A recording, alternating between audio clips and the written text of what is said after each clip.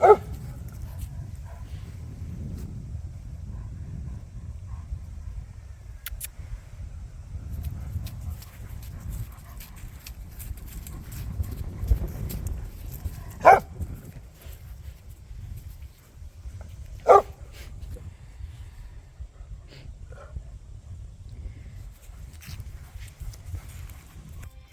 everybody, welcome to Country Girl with Kathy Jarvis. And it is November 2022. And it's a good time to go out and look at your garden and decide what you want to do, any structural changes you want to make or anything. Do that while the garden is pretty well empty. Since nothing is really growing much right now, it's at the time where the sun isn't allowing enough sunlight to come down. There's not enough daylight in the day for anything to really grow. So it's a good time to go out in your garden, take the video camera, go out and film it or take pictures, and that way when the cold weather hits and you don't have anything to do, you can sit down and you can look at those pictures or that video and you go, I think this needs to be replaced. I don't like the way this is. This path should be bigger. Oh, that path needs to have more gravel or more wood chips or pavers or something. Just make changes and know what you're going to do, and that way on pretty days in the winter you can come out and make those changes. So that's what we're going to do today. We're going to take some videos of the garden and kind of walk through and decide what needs to be changed and what doesn't. Now, I was pretty happy last year with the way the new tomato trellis turned out. And the pumpkin patch here and the melon patch, it did a wonderful job, and it's about the right size. I had corn over here and more tomatoes. They didn't do that well, and I'm thinking I'm just going to stop the garden at the end of this plastic this year and leave that little bit over there, go back out to the yard. But we will use the trellis again, but I'm not going to put as many tomatoes on it. I overloaded it last year with too many tomatoes. Now I am going to continue with the red currant ones because we didn't harvest any of them, but the birds did. It kept them basically away from my good tomatoes because they had all these little teeny berries ones that they loved. The flower garden did really well. I'm not going to do anything with it except weed it. Inside the main greenhouse, I will continue to do the peppers in there, and that worked out really well. The lettuces and stuff will continue in this one. I'm not going to put any main tomatoes down the center this year, and I'm going to put early crops in as far as Brussels sprouts and cabbages and stuff in here this year. And like I said, I'm not going to put any tomatoes in here, I don't think, at all this year. The potato patch, I was really a little disappointed in it, but I will try it again next year. So it's covered in black plastic to keep the weeds down. Except for this part, I ran out of black plastic. The garden shed is completely done. I don't have to do anything in there. We got the shelves in there. It is all organized. My strawberry bed here.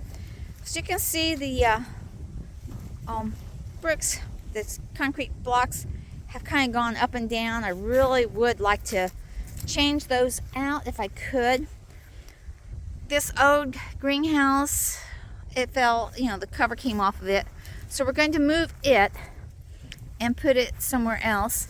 And I've got the area staked out for the new greenhouse that we're going to be putting in. And it's going to be in this area here. Now the compost bin has completely fallen apart. No big deal. I'm going to move it. Actually, I'm going to move it to this area here, which will be behind the new greenhouse, which will make it a lot better, actually, because it won't be seen by the house. It won't be seen by the road. It won't be seen by anybody but us that work in the garden. So that's going to be a good thing. So like I said, the new greenhouse goes there. About from that post there to that post over there to that one to this one.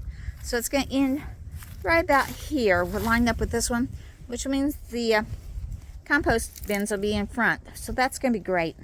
The shelves will be included into the new greenhouse. The rest of the garden, pretty much going to leave it the same right now. I'm not going to be doing anything with it. The brick, like I said, the concrete blocks could be leveled out if I have time, but it's no big deal because I haven't decided how many of these beds I'm actually going to keep, because I find that I prefer to do my gardening in the greenhouse. So these beds will not be needed, because the new greenhouse I can put 5 beds in, which means I could eliminate 5 of these beds right off the bat. So we're gonna see about that. I know if I do eliminate them, it's probably gonna be the back ones back there. Probably the 1, 2, yeah, probably the back row, because they slope down more so. But then again, I may just turn them into flower beds. I haven't decided. But either way, I'm eventually going to have to replace the blocks, or not so much replace them, just level them out. The ones out up front here are pretty level yet. It's just the ones that go down the hill that have moved. So that's the projects for this year. So we're gonna be working on the greenhouse project, get it done this winter and spring, and be going inside on paper and planning out what I want to do on each of these beds, what I want to put in them, and what I want to put into the greenhouse. Because I imagine the greenhouse is going to be, probably have to have it wait until spring, warm weather crops to put in. I will not be ready for the cool weather crops. So cool weather crops are going to go into the main greenhouse, the old greenhouse, and the warm weather crops are going to go into the new greenhouse.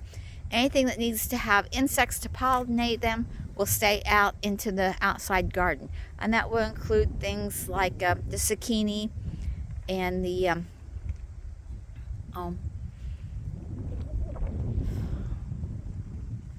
your cucumbers, things that actually prefer to have natural, and the sweet corn. But I can't put sweet corn. Sweet corn is by wind, so you can do them inside. But I'm gonna put I know I'm gonna put the tomatoes outside, and probably the cucumbers, and we'll see from there. And of course all the melons. And then this old greenhouse, I'm thinking about putting it on shoes. We're going this way, girl. Come on. Thinking about putting it right here. Be closer to the house. Amen. Gotta go around that post. Okay. Thinking about putting it right here. It'll still be within reach of the water. Plus, I can actually run an extension cord out here if I had to. But I'm going to turn it, I was going to turn it into a starting house to start plants. May still do that. But I do know for sure I'm going to put herbs in it. It's going to be my little herb garden. And I'm going to eventually get rid of the one around back. It's what I call the shade garden. I'm going to move them into this little greenhouse and have everything out up front. The reason being, I don't use the herbs that are in the shade garden that much, because we get mosquitoes really bad back there, and I just don't go back there that much to actually weed, and it's like run back there, take care of the animals that are back there, and get back up here. This is more open and there's less mosquitoes, and being inside the greenhouse, I won't have to worry about the cats rubbing up against my herbs all the time. Whoa, she's off and walking. All right.